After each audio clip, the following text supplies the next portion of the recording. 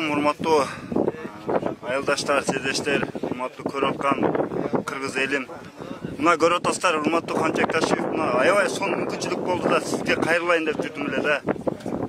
Сиз эгерде колуңуздан келбесе компроматты ошо талаш боюнча коюп коюңуз. Ордуначы. Сиз чече албасаңыз келечекте биздин балдарыбыз болбосо биз курактуу жаштар бийликке жетип ошону чечет. Азыр мына алтын ай жерибизди берип койгону сиздин эч кандай укугуңуз дагы моралдык немеңиз дагы жок. Бул биздин ата бабаларыбыздын жери. Канчалаган ушул жерден түшүм алып жүргөн, эл өзүнүн жанын өзү багып жүргөн. Анан кече парламентте башкача сүйлөп, анан бүгүн башканы сүйлөп, барып алып туруп, мен билбей 100 гектар берип коюпмун, эми 50 гектар беребиз деп. Кара сууктарга да кайрылат элем, ошо 20 гектарыңарды дагы бербегиле. 1 метр жерди бербеш керек. Өзү Кыргызстан алакандай эл болсо, 6 миллион элибиз болсо. Я ошо кандай ушул жерди берип койсуң аре.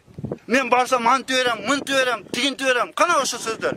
Камчек Ташиевке жөн эле мынтып эле эркекчесин айтам мен. Камчек Ташиев, ошо прокатовуңузду жокко чыгарыңыз, болду. Өзбектер менен сүйлөшпөй эле коюңуз, болду. Сизди жөн эле алдап койду, 20 та машина берди. Мына мен барып, элиң алда деди, ошону алып келип элге көрсөттүңөр. Элтерден чыгарды, Кытерден чыгарды. Ой, Өзбекстан президенти мынтып берди. Көрдүк силерди алдап койгонун.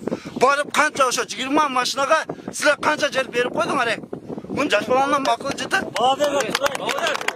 Ошончо Камчек Ташиев мына жерге келсин.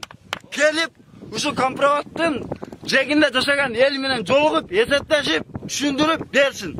Болбосо отставкага кетсин. Колунан келбей кетсин отставкага. Болду, ошо. Бербейбиз.